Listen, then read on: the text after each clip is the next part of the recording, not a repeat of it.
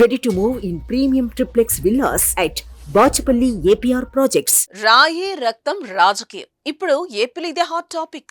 మొన్న సీఎం జగన్ ను రాయితో గురి చూసి కొడితే నిన్న జనసేన అధినేత పవన్ కళ్యాణ్ పైకి ఓ రాయి దూసుకొచ్చింది.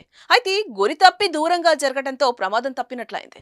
ఎన్నికల ప్రచారంలో భాగంగా పవన్ కళ్యాణ్ గుంటూరు జిల్లా తెనాలిలో ఆదివారం పర్యటించారు. అక్కడ జనసేన అభ్యర్థి నాదెండ్ల మనోహర్ కు మద్దతుగా వారాహి విజయబేరి యాత్రలో పాల్గొన్నారు.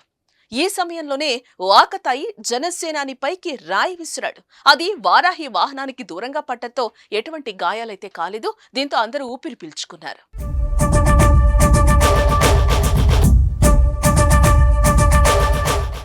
రాయి విసిరిన వ్యక్తిని జన సైనికులు వెంటనే పట్టుకుని పోలీసులకు అప్పగించారు. ఎన్నికలకు ఇంకా సుమారు నెల రోజుల సమయం మాత్రమే ఉంది.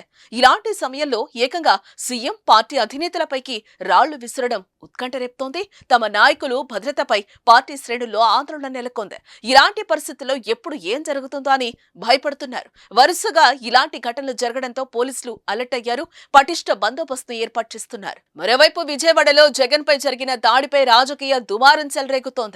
వైసీపీ, టీడీపీ, జనసేన పార్టీల మధ్య మాటలు తూటాలు పేలుతున్నాయి.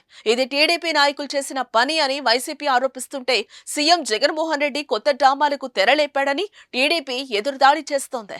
అలాగే ఇలాంటి డ్రామాలు ఆపాలి అంటూ పవన్ కళ్యాణ్ వ్యాఖ్యానించడం చర్చనీయాంశమైంది. మరి ముందు ముందు ఏపీ రాజకీయం ఎలా మారుతుందో చూడాలి. మరి